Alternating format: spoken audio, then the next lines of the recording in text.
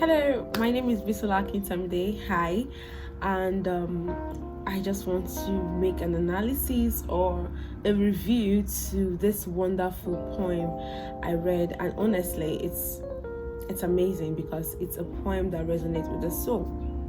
So this poem, A Note to You, was written by a poet who I believe was connecting more to readers' inner thoughts and inner self-worth, because these day and time, sometimes I think we need a reminder of who we are, what we can be, or who we've always wanted to be. And this poem did a lot of reminders. I mean, while reading the poem, I was like, oh, okay, yes. I was like, oh yeah, it's like resonated with my spirit, resonated with my soul, my mind, and it just took me back to me calming down and seeing I need to take life one at a time. So this poem, A Note to You, is going to do you good if you read it, and I hope you do read it. And I'm just going to run through one or two things that kind of like made it make sense to me.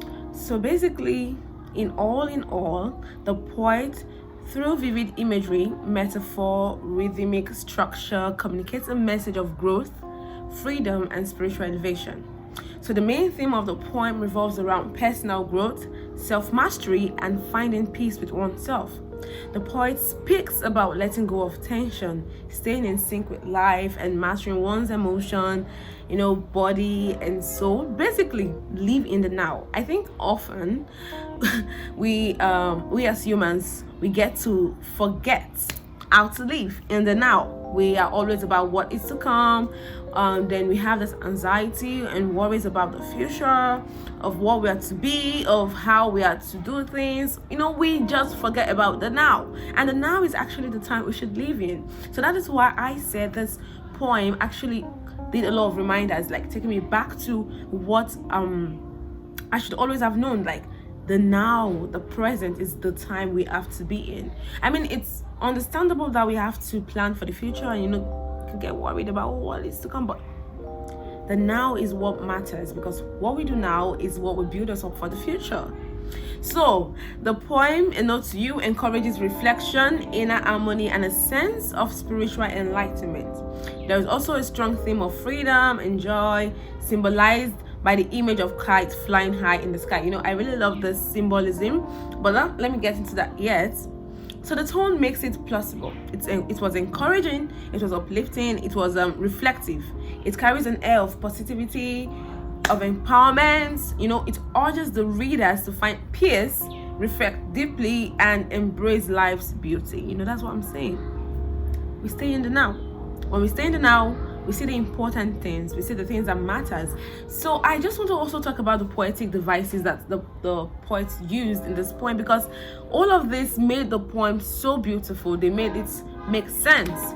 They made it like differentiated it from just reading a book or just reading some words or some spoken words. There were so many poetic devices that made it make sense. And one of these poetic devices that were used in this poem is rhyme scheme.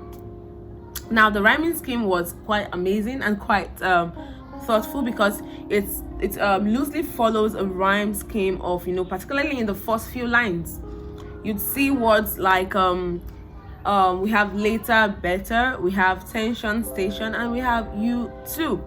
This created a sense of flow and rhythm. It made it it gave it a flow, a lyrical sense to it. Another one that I really find really amusing is parallelism.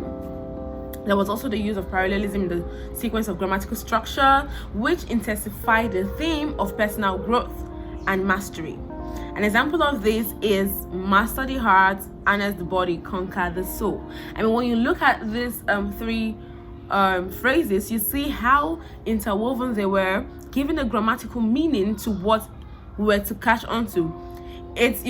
It's basically followed a train of growth.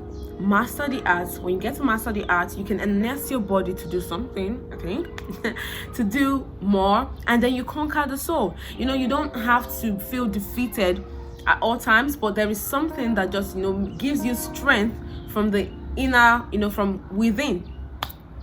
So another poetic device that I also really appreciated in this poem was imagery. Imagery really opened the eye to see the poet's mind, to see his thoughts, to see all that he could think while he was writing this poem. Use of vivid imagery, such as open the window, get some fresh air. That basically opened our eyes to see that, okay, beyond the four walls of wherever I'm reading this book, there is more to see, there is more to picture. And it gave the sense of freedom, it gave the sense of movement, of joy, all of that. This poem is a wonderful poem that all should read, and take time to just, okay, let me listen to what this poet is saying and make something meaningful out of it. So that is all about these notes to you. Thank you very much for listening to my analysis or my review on this poem. Thank you. Have a great day and be good. Bye.